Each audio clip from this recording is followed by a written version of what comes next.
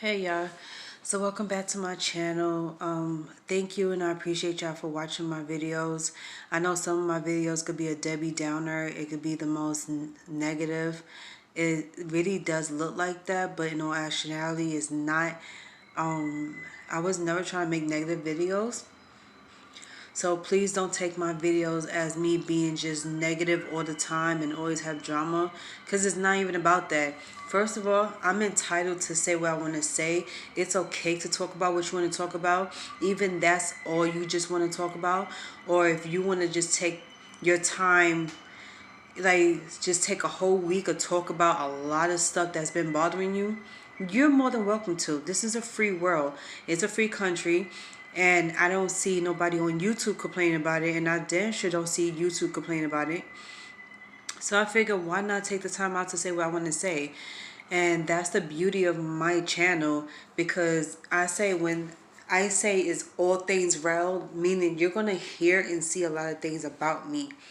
So one of the subjects I want to talk about right now is the visions and the dreams I've been having, people tapping into my dreams, spiritual attacks, and more. So I'm covering all in this 10-minute video, and I'm going to make a second video because I wanted to talk about my spiritual attack. So what I've been dreaming about now was somebody was tapping into my dream or trying to connect with me in my dream. I don't know who the person is, because it's like you don't really have a good memory, and sometimes in dreams things could get a little blurry, so it's not like it's crystal clear where you know who the person is and what are they talking about. And I don't know why, for some reason, but I just be having a lot of weird dreams, and some of them is unexplainable, like I can't put it together. And then all of a sudden you get strange dreams out the blue that you never even expect to have. Like, say for example, you haven't seen somebody in a long time and you would never think to ever see them ever again. And all of a sudden they pop up in your dream. Well, that's what happened to me yesterday. So for 2 days straight, I had a crazy weird dream that I couldn't even explain, because I haven't thought about these peoples in a long time. And it's not that I hate them or love them. It's just the fact that why are you going on with your life and doing what you got to do? You don't tend to think about somebody constantly. So all of a sudden I had a dream about my mother yesterday. And the dream was kind of special. It was kind of nice because we were standing right next to each other having a conversation, and she smiled at me. And that was the first time I ever seen my mother smiled at me in a long time, because of what me and her was going through. And we don't have a relationship. And honestly, I really do miss my mother. I miss my mother's smile. I miss her joking around. I miss her laugh.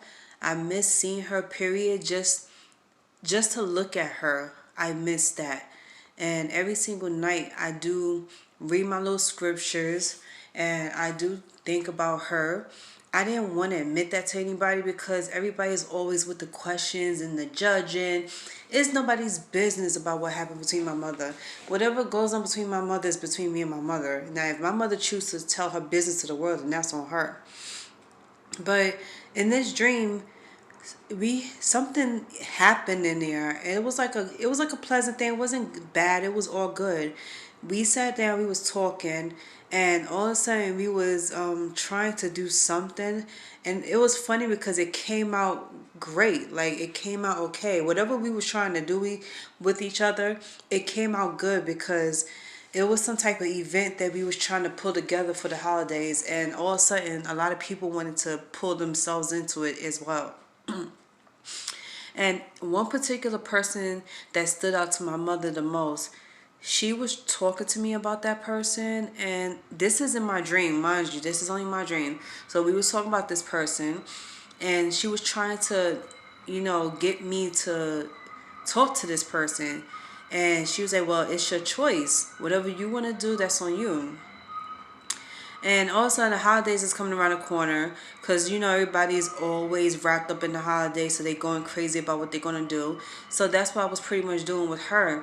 And I wanted to know what she was doing, but she never told me what she was doing for the holidays. She was just sitting there smiling at me. But like I said, this is in my dream, still talking about my dream. And I saw her come into my house from Thanksgiving. I guess she wanted to make this a surprise because she never said anything, but she smiled at me. She looked at me and smiled, and she was like, I'm not telling you, but you're gonna see. And I was like, oh, okay. And then she popped up at my door, and I was shocked because I was like, oh, so you really was gonna just try to surprise me with it. And she hugged me. I was surprised. But the dream ended off like that because we were just sitting down talking. I guess it's just a sign from God saying that we need to sit down and talk. And you may never know what comes out of it, because if she's sitting there smiling at me and she's just staring at me, I guess at the end of the conversation it's like everything is all good. But I was just talking to God that every night when I do think about my mother, a lot of things come to my mind. Nothing negative. It was all positive. And I didn't know what to do. I didn't know how to come about it. So another person popped up in my dream. And this time the dream was even more better. So apparently my ex is thinking about me, and he thinks I don't know he's thinking about me. I could connect with a lot of people spiritually and they would never know. And the ones that really do know are the ones that's connected with their intuition and that's connected with their own spirit and their third eye. So obviously if this person's having dreams about me or thinking about me, it will that message, that signal will be sent to me. So I'm not saying this because I want him back or anything like that. I don't want y'all to get the wrong idea. Like I said, this is just visions and dreams I've been having because obviously God wanted me to see something that I never even thought about seeing. Because in my mind, I was just thinking about other things, but he happens to pop up in my mind every now and then. So he was sitting next to me. We was talking. And the thing was, I know his voice, but I didn't see his face because I wasn't directly looking at his face. I was looking the opposite way. So in real life, I really don't have good eye contact, but I am learning how to do more eye contact with people when it comes to talking because I have a tendency to look away or look down at the floor. And it's just, like I say, it was just all about being super clear with that person. And in this dream, this person was really clear with me that he really misses me, that he loves me. There's times that he thinks about me, but he just didn't want to say nothing.